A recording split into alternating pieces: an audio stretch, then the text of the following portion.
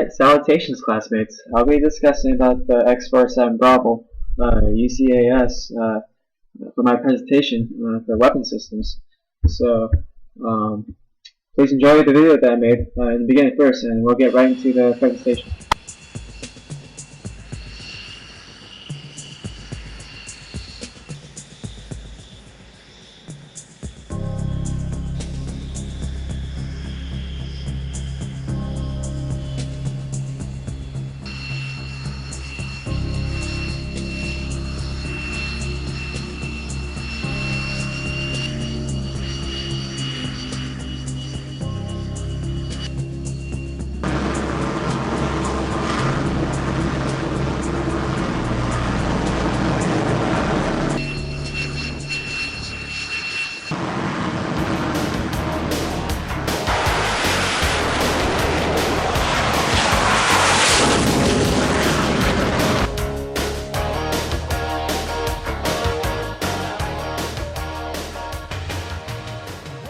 Alright guys, so for the overview of my presentation, we'll be going over briefly about the project's history, the specifications, the capabilities, the future timeline, and also any concerns that may be presented with this new piece of aviation technology. Alright, so I'm going to be talking about the design and development of the X-47 Bravo. It's a manned combat air vehicle, which is what UCAV stands for. It's designed for specifically carrier-based uses. It's the first self-piloting autonomous unmanned jet to fly in any branch of the military, making it a very unique piece of art in the aviation community. It's also the first tailless aircraft to operate from the carrier deck, and it is manufactured by an American defense technology company known as Northrop Grumman. Now, Northrop Grumman actually created an earlier model of this aircraft, X-47A Pegasus. No, I'm not talking about that kind of Pegasus. Alright, so what we're looking at here is actually the Pegasus model, the X-47 Alpha, aka the previous version of the X-47 Bravo. So the development of the X-47 Alpha Pegasus was privately funded by Northrop Grumman. And basically, the Navy swooped in on them and asked, hey, could you develop a more advanced platform that could specifically deal with the corrosive saltwater environment, as well as have deck handling ability on the carrier for launching and recovery. And so that's what began the whole contract between Northrop Grumman for its X-47 Bravo project with the Navy. Alright, so moving on to the specifications of this platform. It has a full-size weapon bay, and what's great about not having a pilot in this aircraft is that it eliminates the need for life support equipment, which frees up an enormous amount of room for it to carry more ordnance on board. And what's really cool about this aircraft is its flight range. It's got a really far flight range of over 2,100 nautical miles. And 2,100 nautical miles is basically like flying from Los Angeles all the way to New York. And that gives it about a 6-hour flight time before it has to refuel again. And the size of this X-47 Bravo, it's about 62 feet when you unfold the wings, and the length of it's about 38 feet, and the height of it 10 feet. So it's not really too tall of an aircraft. It's got a slim profile, and the speed of this aircraft is about subsonic speed, high subsonic speed, very close to Mach 1. It's only shy of 0.1 from reaching Mach 1. And also the service ceiling for this aircraft is about 40,000 feet, I believe. And what else?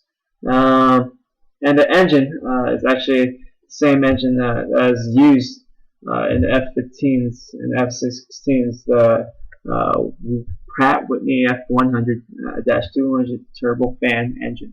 Alright, so moving on to the next slide, I'm going to be talking about its capabilities and what makes it such an important asset to our fleet.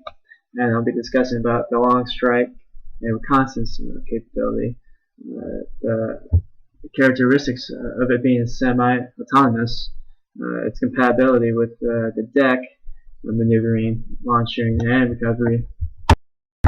Alright, so how good it is in terms of long strike and reconnaissance capability.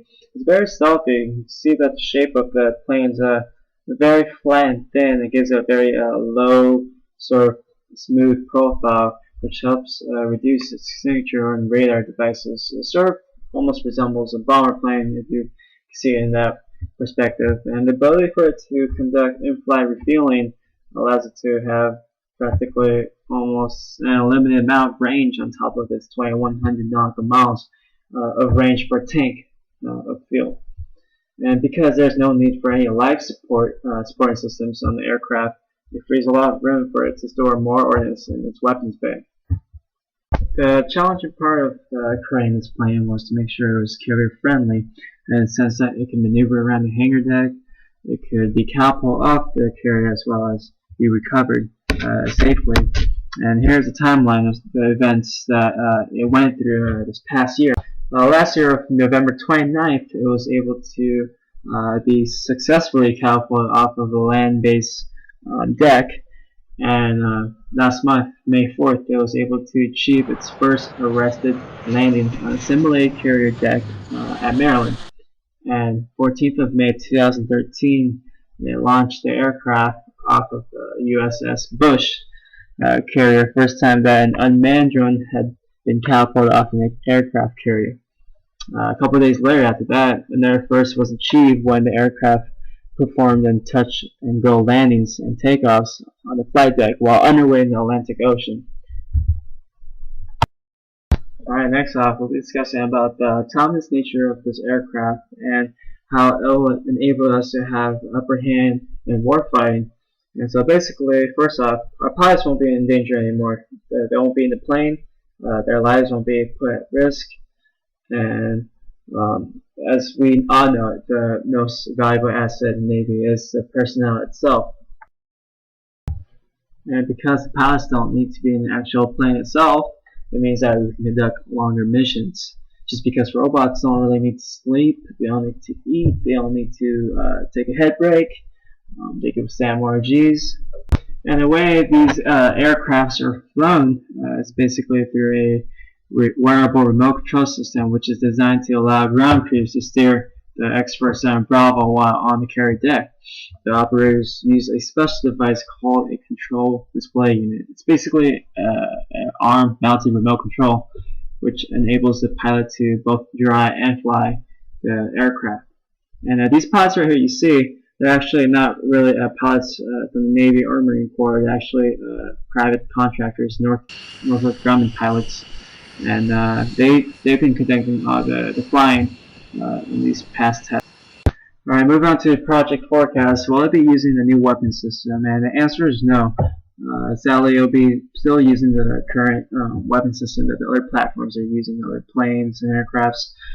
However, we'll have a new updated software which will enable it to conduct refueling.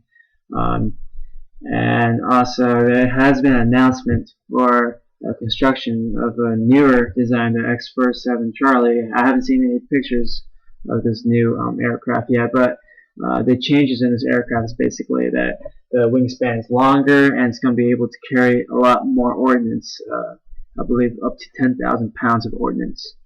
And currently they're getting ready, they're preparing for tests that will involve an arrested landing on the aircraft carrier, which will be the highlight aircraft's career.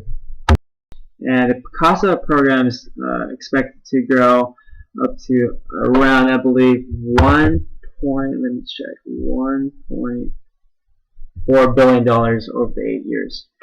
Wow. Alright, so we're going to be moving on to the concerns of this aircraft.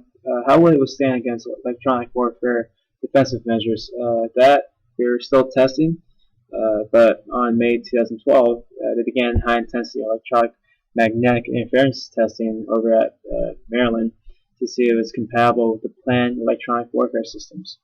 So we'll be getting more news about its defense capabilities against electric warfare. And stemming from the electronic warfare defense measures, we also bring to the table the concern of maybe how reliable this plane is, in a sense, as a link between the operator and the plane secure, Is it going to be vulnerable to maybe hackers, especially Chinese, who's been on the game with their cyber war? Another thing I forgot to mention about introducing this piece of equipment to the aviation community is basically it's this aircraft going to replace us as in pilots, aviators, including Lieutenant Bell, you too. What does that mean for us in the future? What does that mean for our training? And are we going to be phased out? Are we going to be stuck in a building controlling these planes with a joystick? Are we not going to be in the air anymore? Who knows?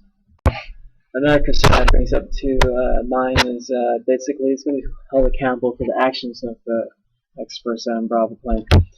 Lethal actions should have a clear chain of accountability. Even a computer scientist and a robotic expert should or could possibly be held accountable for this.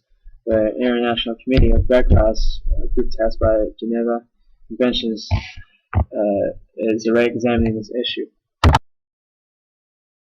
And we gotta make sure this vehicle is safe, it's foolproof. And I've read an article where it stated that without constant input from the human operator, the plane will basically keep on going in a straight line, or possibly it will automatically go in a holding pattern and wait until the lost link from the controller and the plane will become reestablished. And if the humans can't get back in contact with the plane, it will keep flying in circles in the air until it runs out of gas and crashes. And lastly, could this creation of a semi-autonomous aircraft be the prelude to the development of killer robots? I mean, the X-47 Bravo is able to operate solely on using its artificial intelligence on board, which only needs to have objectives set by the human operators. Critics have warned that this technology is a step towards maybe the development of killer robots. It's not clear whether the drone will be able to open fire without explicit authorization from its controller. But the Pentagon I believe last year of November vowed that no robot weapon would be able to decide when to attack humans. However, it could still potentially lead to an era where death and destruction can be dealt by machines operating semi-independently. Hence, maybe a movie you guys are familiar with, Stealth, featured in 2005. Meet your new wingman. That's hot. Allow me to introduce the future of digital warfare. Eddie flies all by himself. You mean itself? It will replace us all. Why do you think they're gonna trade us all in for that machine? We have things those computers can never have, like instincts and feelings, moral judgment. What am I supposed to tell all the weeping mothers? That we could have got the job done without sacrificing their sons and daughters, but we decided not to? I just don't think war should become some kind of video game.